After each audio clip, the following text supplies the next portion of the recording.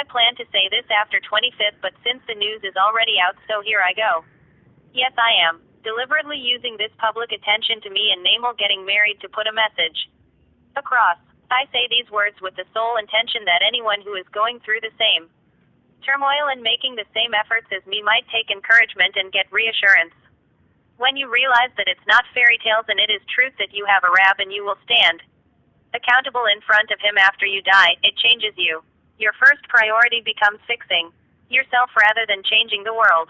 You look at your life and realize that many things you do that give you pleasure are the same things which cause displeasure to your Lord. You try to fix them, but your efforts are not perfect. You often fail miserably. You fall down, but then you keep at it. You beg Allah for help, and no matter how many times you fail, you promise Allah that you will rather die trying and failing, but you will never give up in your pursuit to do what pleases Him and avoid what displeases Him. Then one day, in one specific aspect of your life, Allah gets satisfied with the sincerity of heart and accepts your extremely flawed efforts for Him, and then He takes over. He rewards you and opens your heart towards things that were unthinkable for you before.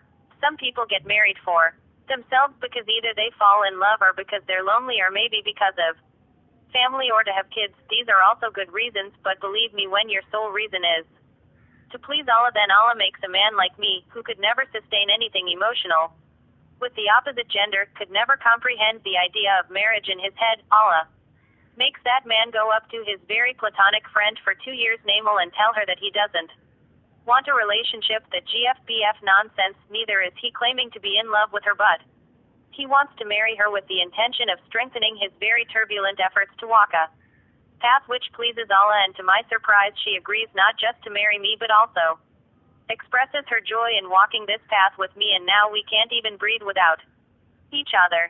Such are the rewards of Allah, never to be taken for granted, and one must always be grateful, for if you are ungrateful, that same reward will become a trial. So if you too are trying to please Allah by fixing some aspects of your life, like controlling your desires, fixing your akhlaq, or trying to be regular at your prayers or give more charity, do not give up. Keep taking your small and often flawed steps towards Allah. Unlike people, Allah does not expect perfection in your efforts. He only wants sincerity and consistency, no matter how many times you fail. But remember, sincerity demands that your efforts are solely to please Allah, and not just for the expectation of a worldly reward. Be grateful no matter what comes from Him, because this life is short, and for those who believe in standing answerable to your Lord, death is approaching fast, and all the joys and sorrows of this world will soon become irrelevant, and what will only count are your efforts to make your Creator pleased with you. So yes, me and Naimal are having our small nikah on 25th and a small walima on 26th, and then looking forward to a lifetime together in making efforts to please Allah together. Pray for us. Thank you.